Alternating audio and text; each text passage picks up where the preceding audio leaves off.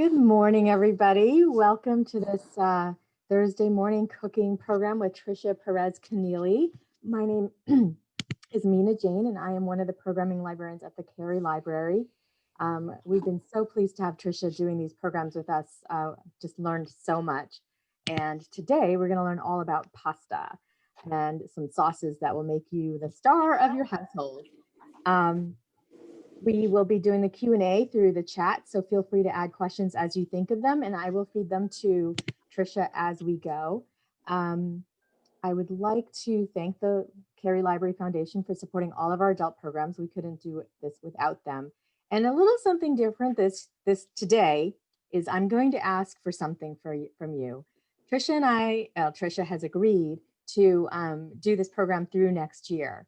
So we were thinking about topics, and I realized that maybe it would be helpful if we had some ideas from our participants, our attendees. So I will send out a question in the recap, and you are welcome to send us some ideas for things you would like to learn to make or learn to make better. So that will be happening hopefully in the next couple of days.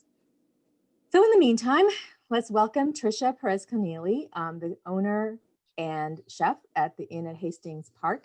She is one of our favorite people, so we're really excited to have her here. I'm going to turn it over to her. Thanks, Mina.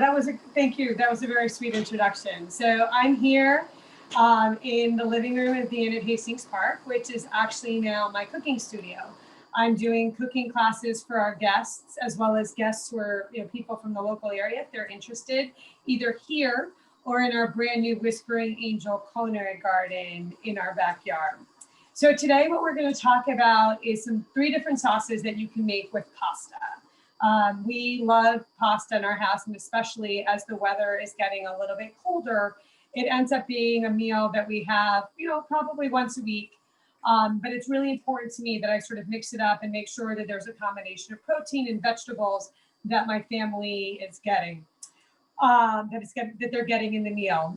Those of you who have heard me teach before, I'm very big on cooking the rainbow. And what I mean by that is a way to ensure that you have a great, the proper amount of nutrients in any meal that you're eating is to see how many different colors you can get into it. So pasta is a great foil for getting lots of nutrients on the table for your plate.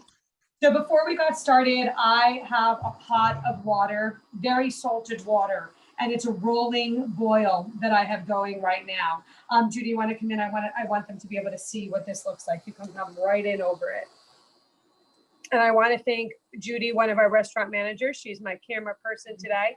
So I want you to see that there's a nice rolling boil to that. Today, I'm using a rigatoni. I like spaghetti, but I like to use pastas that have a little bit of texture and more shape to it. So one of the things about rigatoni is you'll see is that it has that ridge to it. That really enables you to hold on to a little bit of the sauce when you're working with it. Over in this pot over here, I actually have what many of you have come to know, hopefully, as mirepoix. This is a combination of celery, onion, and carrot, and I have a little bit of garlic. And this is going to be the base for my marinara sauce. So I have a really high quality strained tomato. I like to use the Palmy products. They're from Italy, but there are a lot of different sauces that you can buy on the market.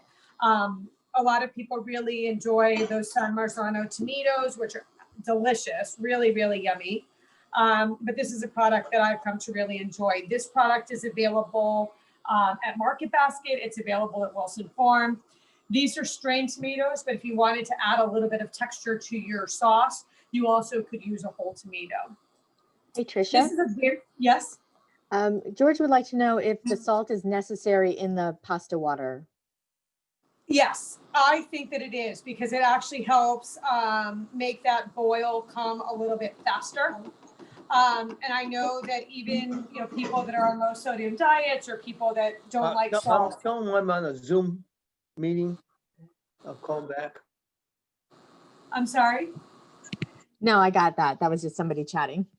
Okay, so the salt, adding the salt to the water actually helps bring on the boiling point faster. Some of you may remember doing that experiment in high school chemistry, that you add the salt and it helps to bring on that boil. But I also think that imparts a little bit of flavor in the pasta. One of the things that we're really reluctant about, or maybe we've made afraid of it, is to cook with fats and salt in our American diet. But actually, if you use fats properly and you use seasoning properly in the cooking process, you end up needing to add less additional salt when you actually sit down and eat the meal. And that additional salt that you need to add actually becomes more the problem from a nutrition standpoint. So I have my rigatoni boiling. We're probably going to do that about 8 to 8 minutes. I like my pasta al dente. That means that it has a little bit of a bite to the touch. I don't like my pasta to be mushy, so that's kind of what I'm focusing on. I'm going to stir it up a little bit, and then I'm going to turn my attention to our meatball recipe. Meatballs Trisha, before you get there, yeah, just a couple of questions. What is the name of the tomato sauce you just used? It's called Pomi. It's an Italian product. Pomi. Okay, got it. I will write that down. But there's some really, there's some great, like Yours Glen, Pastina. There's a whole variety of different products that are on the market. So right here, I have my ingredients to make a sausage meatball. So this is sausage meat that I get from Codman Farm in Lincoln. My family and I buy an entire pig from Codman Farm every year. So then we have pork product throughout the year. And this is their sausage, their Italian sauce, their sweet Italian sausage blend that's delicious. You could also use a meatloaf blend, which you can buy, again, Wilson's, Market Basket, Stop and Shop. The meatloaf blend is usually a combination of pork, veal, and beef. You do need to have a little bit of fat in that meatball. It adds flavor, it adds texture, and you do want to make sure. So we use sausage. My kids really like sausage, and this sausage is just beautiful. You can buy the sausage individually in packages. Codman Farm has a self-serve store that's open 24/7. So they have a variety of sausage products that they make themselves. And what I like about their product is I know that there's no fillers in it because I know the farmer. I'm just going to grab a pair of gloves. So in this, and I owe Mina an apology. I owed her recipes, but she will have those later today. I think like the rest of America, I'm a little bit distracted. I keep watching CNN and 538, which is this great analytics website. And I'm just waiting for bated breath to hear what the results are. So I apologize that I wasn't as diligent about giving recipes, but you will have them. But these are pretty straightforward. So in the bowl already, I have some shredded cheese. I used an Italian hard Parmesan cheese. I have about a tablespoon of oregano. I did use dry oregano, and I have 1 large egg. The one thing that's missing from here is a little bit of panko. Most recipes either call for meatballs, call for a piece of bread soaked in milk or a little bit of breadcrumb. I love panko. It has a little bit more crunch and texture to it than a traditional American breadcrumb. And I started experimenting with it in my meatballs, and I just have really come to love that flavor. I mixed that together. I used a whisk, but I probably could have just used my hand as well. Now, when you're making meatballs, when you're working with ground meat, if you're making a hamburger, if you're making a meatball, you want to be gentle with the meat, okay? Over mixing the meat will make it tough, right? And tough meatballs are not good. You really do want to have sort of a light and airy meatball. That's why I mixed those other ingredients first, because I wanted to make sure that they were blended before I added everything else. Now, that might have been 30 seconds. You can see what it looks like. I am going to add a little bit of seasoning to this. But know that depending on the type of cheese, you kind of want to get a little bit of, you want to taste your cheese and have a feeling for how salty it is. because you don't want to over-season that meat. I'm a big fan of the ice cream scooper. I have ice cream scoopers in every size from probably a teaspoon up to a cup. And I use them for things like this, making meatballs, scooping out cookie dough, right? I think that's probably part of my training as a restaurant chef, but also as a caterer. You know, it's very important to have consistency. Thankfully, we've gotten to a point in our house with 14, 16, and 19-year-old. We're not arguing about who's getting more. But I can imagine, too, you want to make sure that you have even portions for those kids and partners in your house. But you also see that it makes it really quick. So I'm using that to mold it out. And what I'm going to do is I'm scooping them all out. And then I'm going to shape them into a ball. The other thing that it does is that it ensures that your cooking time is even, right? If you have a bunch of uneven meatballs, then some of them are going to cook faster than others. And really what we're looking for is that consistency. I'm giving my rigatoni a little bit of a stir. If we come in here, Judy, you can show them that there's I have kind of a simmer going on my tomato sauce. All right. So now in terms of making yes. Trisha, Yep. I have a question about the sauce and the salt in that again. If you don't add additional salt later, isn't it still better not to cook with it so much? I think people should use the salt that is called for in a recipe, because when we test and develop recipes, it's based on what we think sort of optimizes the flavor. And what I find is that sometimes if people avoid doing that, the food tastes bland. Mm-hmm. So one of the important things that we sometimes don't focus on here in the United States is that food is supposed to bring you pleasure. If you enjoyed the food that you are eating and you're satisfied, you are going to eat less of it, right? Sometimes I feel that we overindulge and overeat because we are not satisfied with what we are eating. Everything in moderation. You know, obviously, if there's a serious health concern about sodium, which I do understand, cut it in half, right? Experiment with it and figure out what works, and have an honest conversation with your doctor or a nutritionist if you're working with one about how that works. But what I find is when people, you know, there's some people that fry their meatballs. I don't fry their meatballs. I'm actually going to take you over here to show you.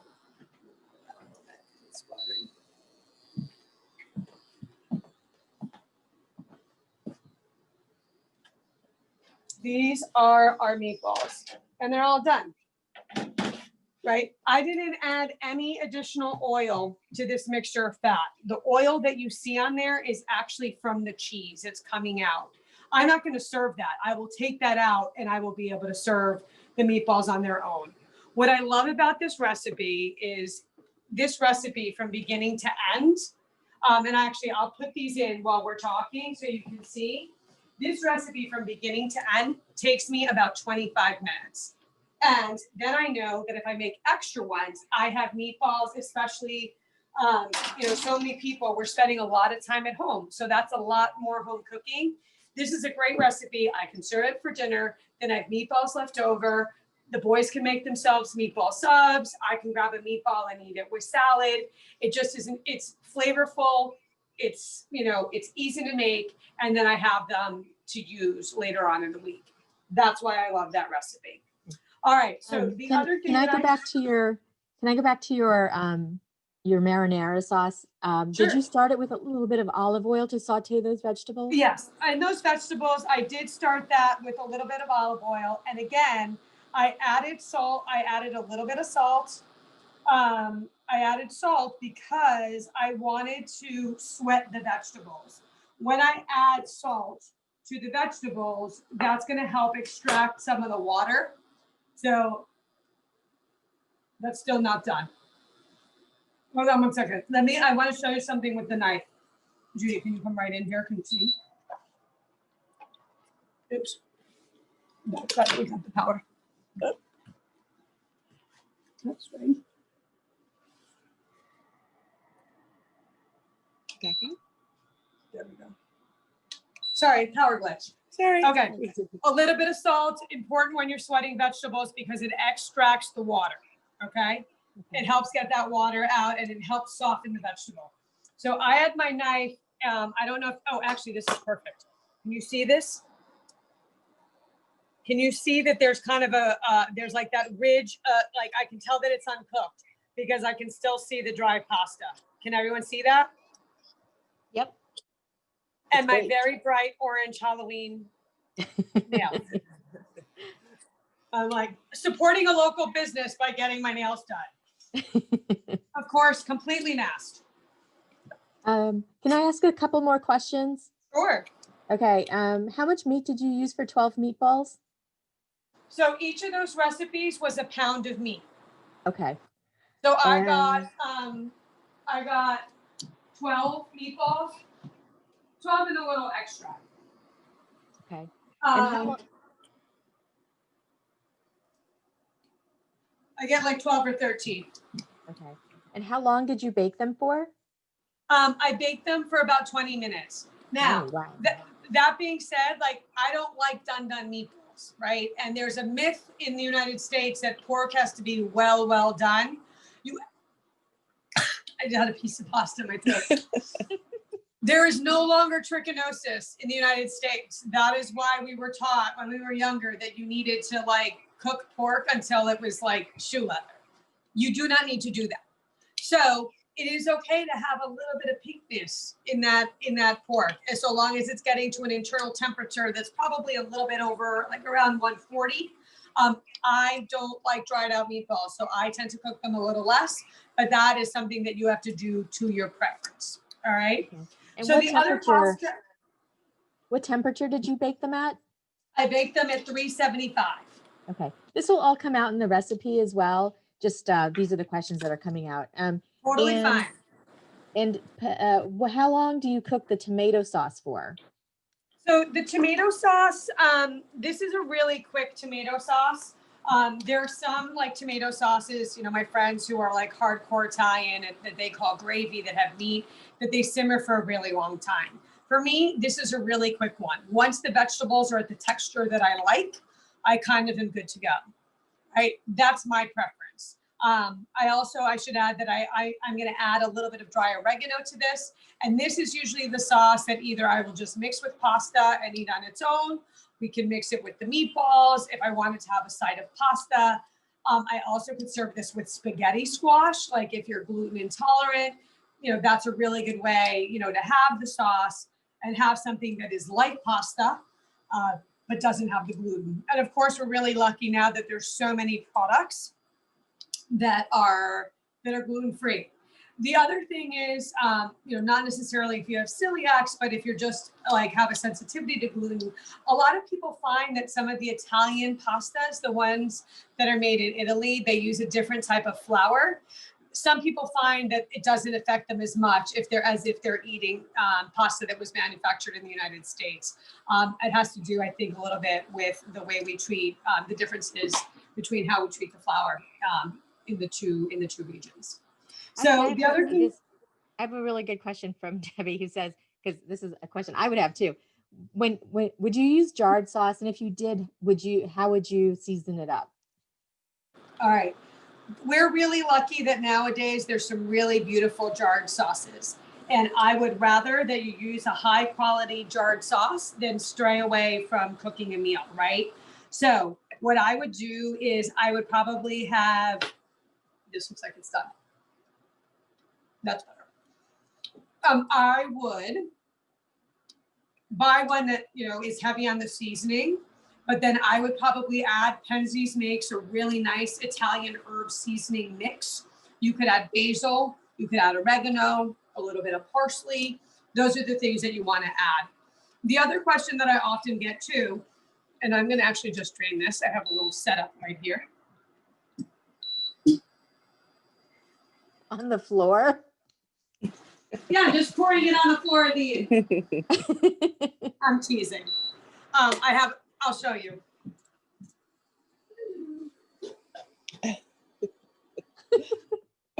I had a chinois. I had a fine mesh sieve ready to go. The other thing is that I'm reserving that pasta water, okay? It's very good to reserve pasta water, and I'm gonna show you how I'm gonna use the pasta water in a second. I'm gonna quickly chiffonade. You were asking about seasoning, so I said the Italian herb seasoning. I have that one piece of pasta that I ate. And I know the other next question that people might ask is, are you gonna put any olive oil on that pasta? I actually am going to take a little bit out of the, if I am putting tomato sauce or a cream sauce or something like that on that's not an oil-based sauce, I am not going to put olive oil on my pasta. Because if I were to put olive oil on my pasta, look at all those nice veggies. If I were to put olive oil on my pasta, the tomato sauce is going to slip right off of it. Does that make sense? Yep. All right. I'm going to do a little restaurant swipe.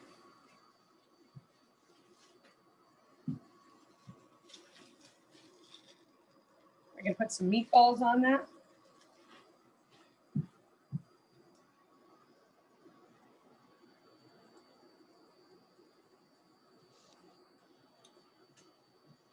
So the meatballs are about an ounce per.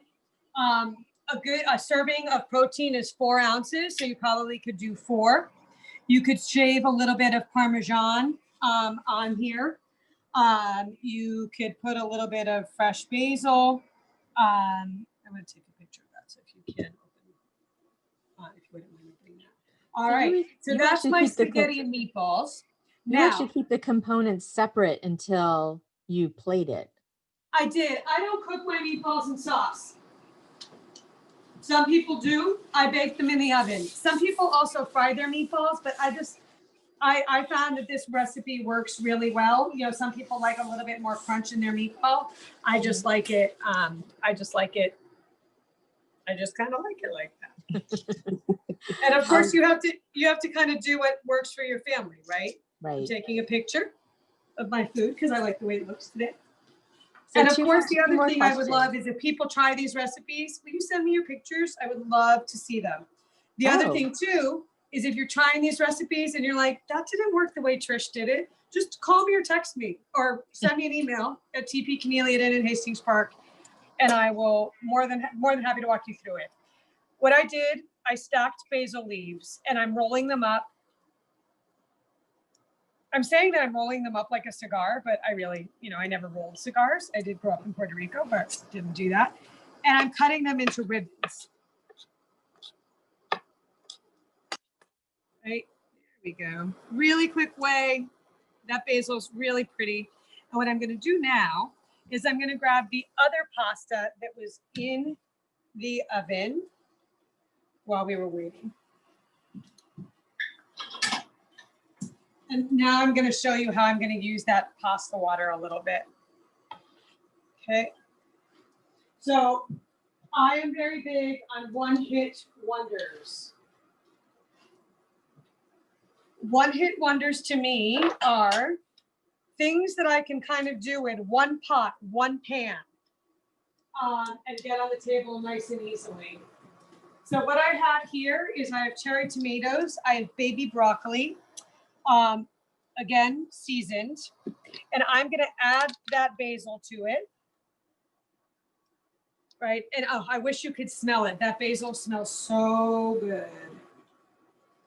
I'm going to get a measuring cup.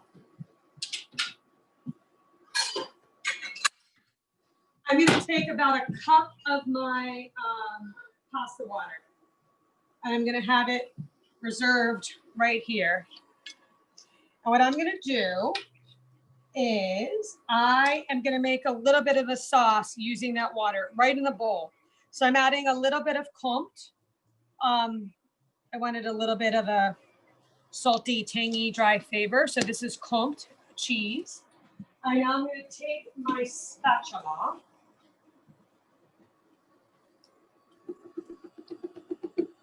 And I'm going to scoop some of this, move this around. This did have olive oil. Of course, it had salt, pepper. I'm just tossing it up. And you'll see these are cherry tomatoes. And I baked them in the oven long enough so that they blister, right? They've popped. All right. And again, I've cooked the rainbow. I've got red, orange, yellow. I've got green in there. And now I'm going to take my pasta.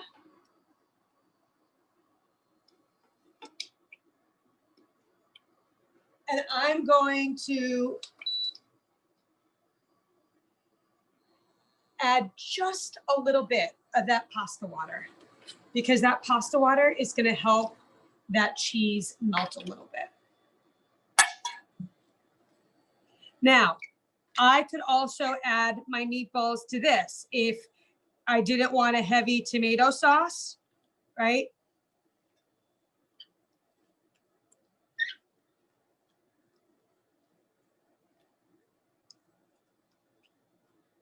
The clumped is adding a little bit of saltiness. Those vegetables, the tomato is adding that nice, bright, acidic taste. You know, you get that yummy, the caramelization. You can see a little bit on the broccoli. You get a little bit of that caramelization that I absolutely love. To me, it's, you know, I love oven roasting broccoli. So this you could also serve, you could serve with the sausage meatballs that I made. You could serve this with a grilled piece of fish. You could make whole sausages. There's some really great quality sausages in the area. Bianco is made, I think, right here in Medford. They sell it also at Wilson's. They also sell it at Market Basket and Stop and Shop. You could grill sweet sausage, Italian sausage, slice it up and put it on top. You could actually saute in a pan loose sausage and add it to it. You could saute a chicken breast and put it on here. So this is something that's incredibly versatile. And again, here you see we have, you know, 3 versions, actually 2 versions. And then the last thing that I could do is if I just wanted a traditional marinara sauce without anything, without any meat added to it, I would just take my bowl of pasta.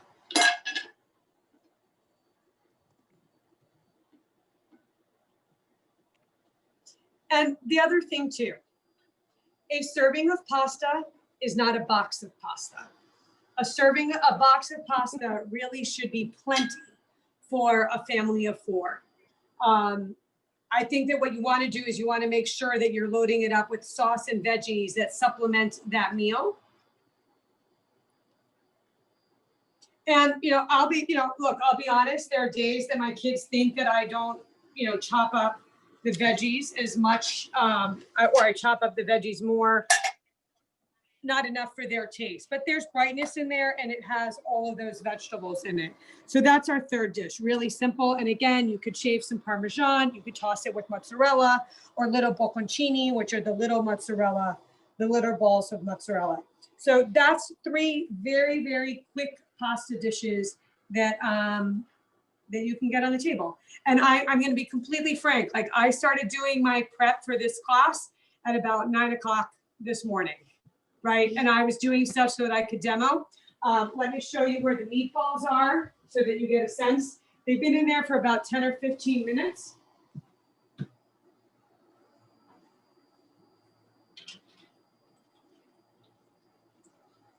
Actually, you know what I want to do? I'm going to take one of these out because I actually want you to see what the middle of it looks like. I'm going to cut it in half so that you can see.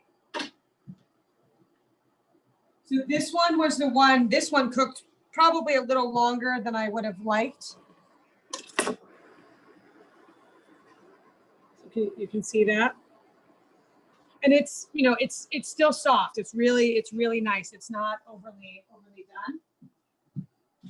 And then I'm going to get another one of these.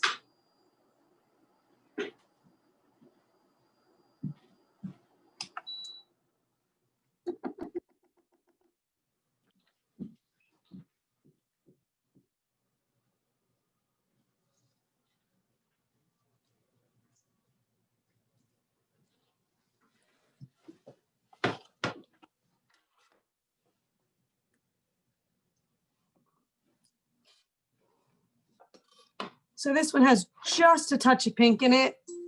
I would be okay with that because I'm pretty confident just based on knowing temperatures and what they look like, that's at a totally safe level for me to serve the meatball. And it would be a little softer. I probably would give it another 2 or 3 minutes, but you can tell that there's a little bit of a difference in texture. If you see me pushing down on it, that doesn't have as much give. That one's a little softer. All right. Pastas. That was my lesson on pastas and sauces today. Does anyone have any questions? Yeah, we have a bunch. Great. What was a spice? Oh, hold on one second. I'm going to remove the spotlight. What was the spice you sprinkled on the meat? I had it all, it was camp mix. You can use salt and pepper. People have seen me use it before. It has salt, pepper, garlic. It has a little bit of celery salt. But salt, pepper, a good grind of fresh pepper. I was using this more for ease of use because it was here. So I was using it, but it has a really nice flavor. Again, salt, pepper. You could add, my mother usually, she sometimes adds garlic salt. I know that I usually put garlic in my sauce, so I don't feel like I need to add it, when I'm making the meatball. But again, it's also about figuring out what flavor profiles work for you. I had a couple, we're doing cooking classes, as I said here at the end, a variety of topics. Some of you have seen me talk about do my chicken class. I did a variation for this series, and we were having a conversation about saltiness, and the husband and wife had sort of different sort of flavor profiles. And what we talked about is how do you figure that out? Like if somebody in the family tends to go saltier, obviously you always want to because then people can add. But again, I'm encouraging you, play with seasonings, right? If you have a low sodium diet, then introduce more seasonings to add more flavor to your food because you will be more satisfied and it'll just bring out the flavor in the food. Thank you. What are the liners you're using on your baking sheets? Sure. These liners are called Silpat mats. They're silicone mats. I apologize about the tomato sauce, but you can see that it was used. So Silpat mats are basically reusable parchment paper. And I have them in all shapes and sizes. They also make cupcake molds and other things like that. It's just a really easy way to use something that's reusable. So we're not using as much paper, makes cleanup super easy. So they're a great product. You can buy them at any cooking store. You can buy them on Amazon. The brand name, there are other brand names, but Silpat was the original company. Okay.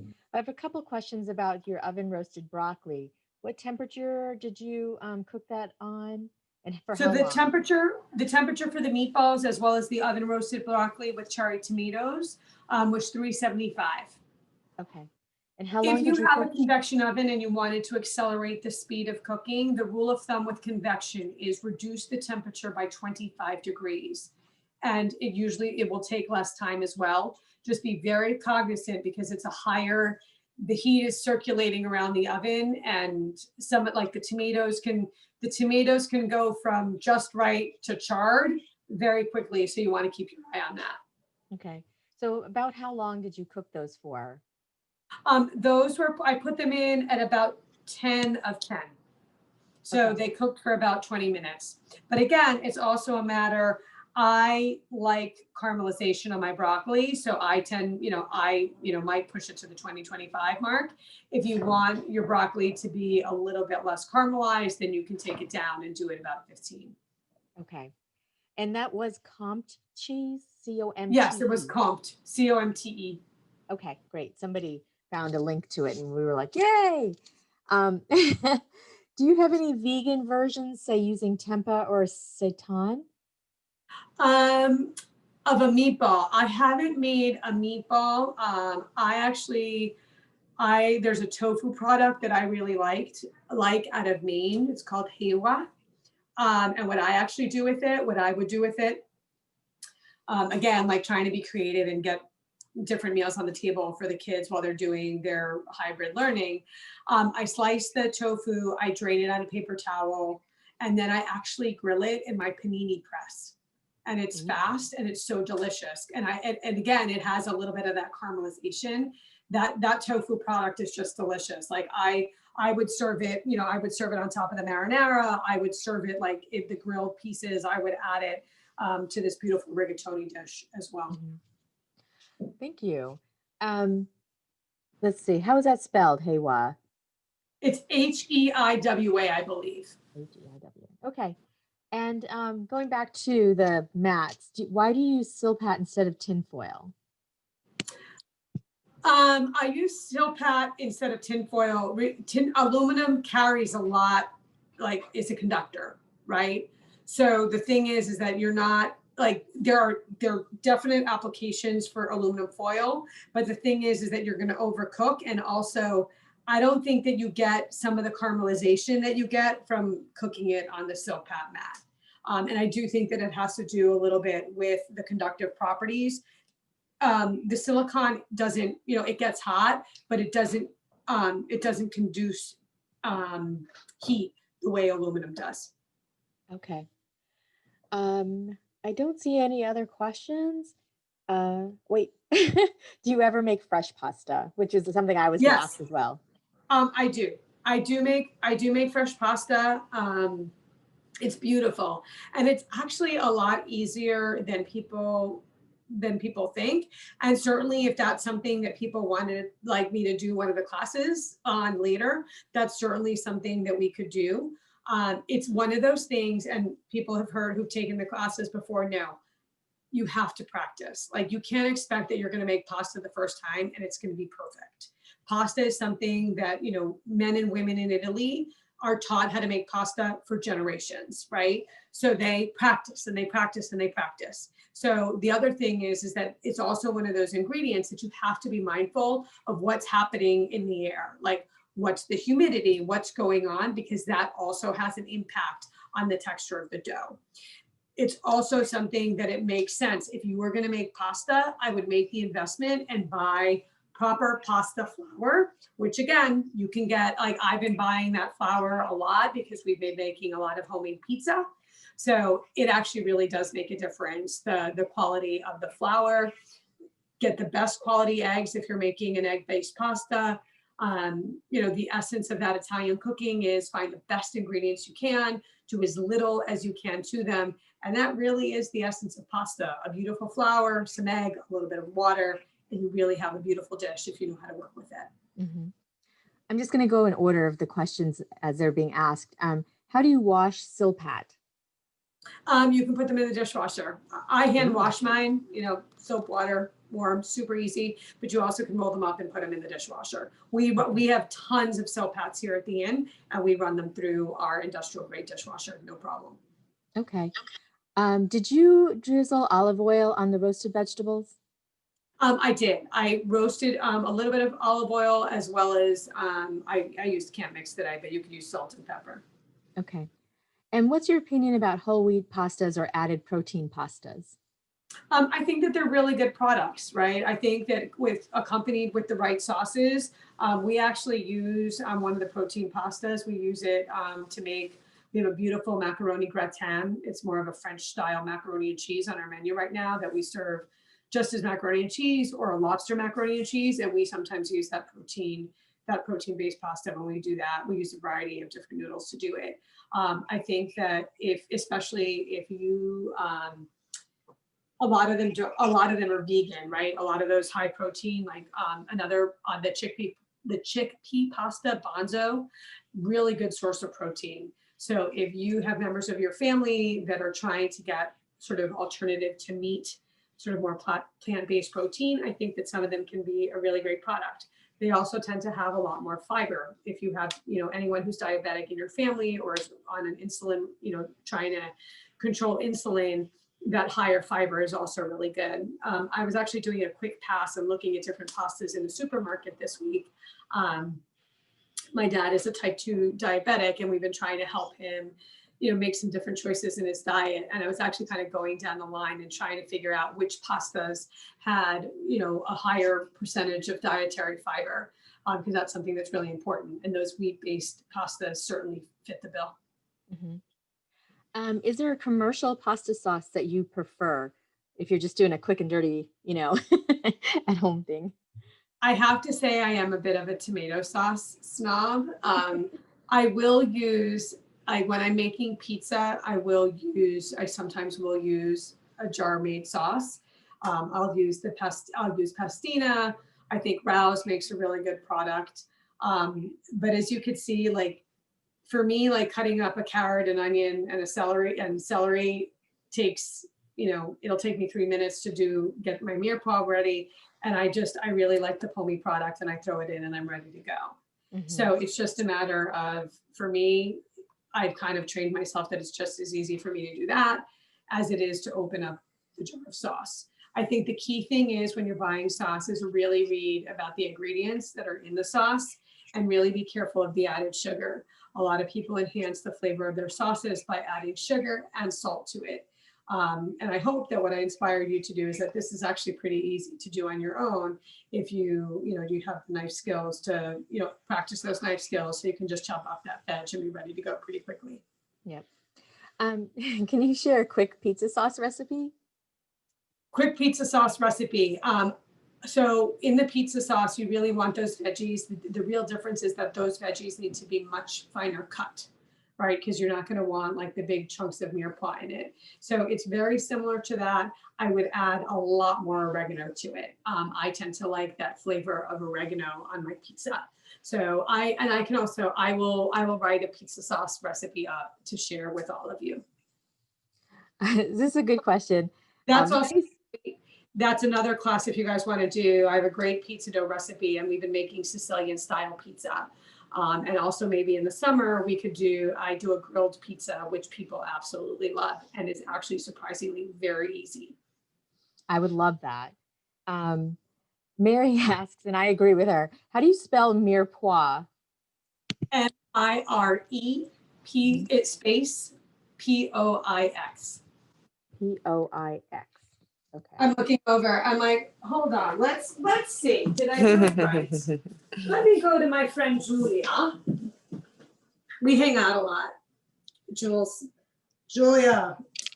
Let's see. Is it in here? I think she has it in here. It looks like it is spelled right, but there's no space between the words. I think it'd be no space. M-I-R-E-P-O-I-X. See, this is for the library, so it's very important that we make reference to books. Thank you for keeping that in mind. Yeah. And of course, it's one of my favorites, right? Everyone should have one. Oh, actually, what's so funny is that right next to it is Lydia Bastianich's Mastering the Art of Italian Cooking, which is awesome. And she has some great sauce recipes that are a little bit more complex than what I did. This is also great. Do you ever add wine to your sauces? Bolognese. If I'm making a bolognese sauce, I will add some red wine. I'll add a little bit of, some people finish off their bolognese with cream. One of the best vacations my family had, the 5 of us were in Florence, and we took a cooking class and we learned how to make bolognese, bistecca alla fiorentina, which is the big, beautiful steak that they make in Florence. But the bolognese that I learned to make with them does have a really nice dose of, a nice Italian red wine in it.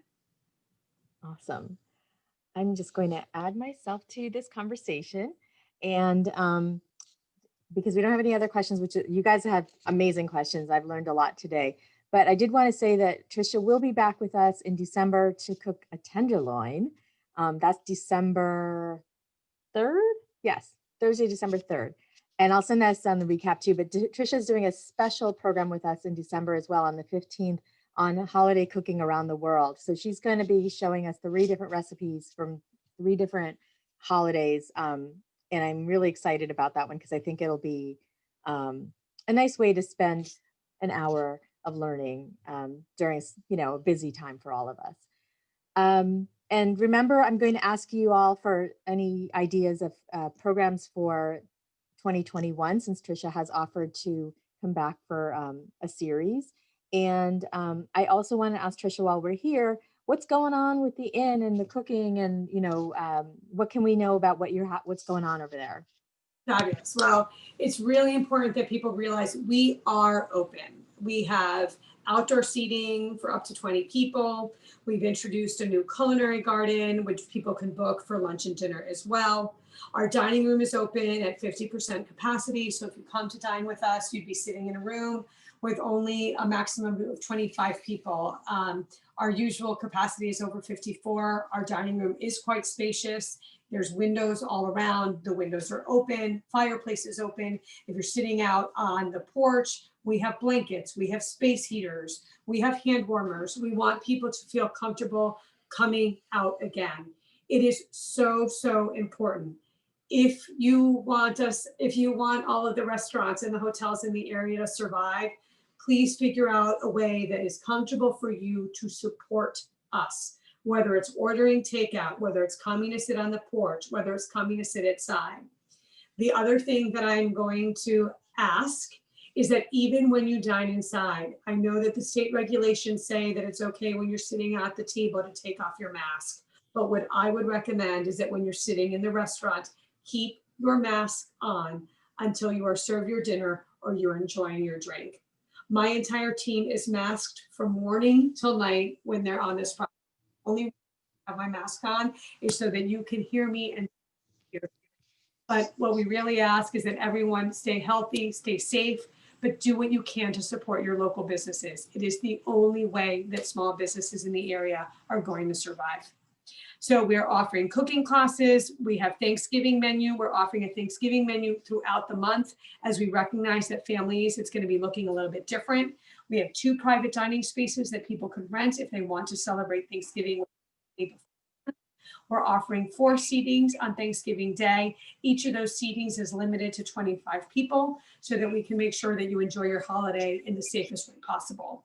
We are also offering our Thanksgiving menu to go. Pickup will be on Wednesday, and we're doing the same thing for Christmas Day. We also are introducing a beautiful champagne brunch on Saturday and Sunday. And the way you should think about it is that we bring the buffet table to you. The meal will start with some beautiful shared plates for the table. And then it also includes some beautiful salads, a beautiful seafood tower, cheese plates, charcuterie, and then some of our most popular dishes as the entrees. Things like our awesome pancakes, our great brisket hash. Really what I'm trying to do is I'm trying to entice you to come in and support us in any way that you can.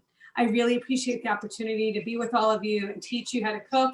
As I said, if you have any questions, please don't hesitate to reach out via email. It's T as in Trisha, P as in Pérez, Kennealy @inathastingspark.com. We are more than happy to answer any of your questions, and I really do hope that we'll see you very soon here at the inn. So thank you. I just want to remind people that you are doing takeout, of course. And are you doing curbside delivery? We're doing curbside pickup, and we also are available on DoorDash. If you want delivery, you can order through DoorDash, and they will be to do the delivery. Okay. And you're serving breakfast. Hold on one second. I'm sorry, you broke up. You are serving breakfast, lunch, and dinner, right? We're just serving lunch and dinner right now. We are only open for lunch and dinner Wednesday through Sunday. Okay. So getting lots of ideas for next year. Thank you, everybody. And everybody is being... Clarify one thing. We are open for brunch. Beginning this weekend, we are going to be open for brunch beginning at 9 a.m. on Saturday and Sunday. I believe it's 9 to 2:30, and we actually are closed for dinner service on Sunday. But all of the menus are available online. Right. And it is the Inn at Hastings Park. Inn at Hastings Park or at Hastings? Inn at Hastings with an S park.com. Okay, great. Yeah, you can find them online. They're right across from the library almost, physically. So thank you, Trisha, so much. Thank you for these wonderful recipes and for telling us all about your restaurant, which I just hope it's a wonderful restaurant. I hope lots of people go there. Thank you so much, everyone. All right. Have a good day, everyone. Enjoy your pasta meals tonight. Bye-bye. Bye-bye. Trisha, I'm going to just end this and I will talk to you later. Okay, great. Oh, wait, before you end it, can you do me a favor? Come take a picture from here, Judy. I just want to take an action shot of us. So, did you get it? Where's your camera? Thank you so much. There you go. So Trisha, you'll send me those the recipes late sometime today, and I can send out the recap with the video. Yeah. And people are just being so gracious and thankful to all of the work that you've done. So thank you again for doing this with us. No problem. Okay. Have a wonderful day. Thanks everybody who's still here. All right. Bye.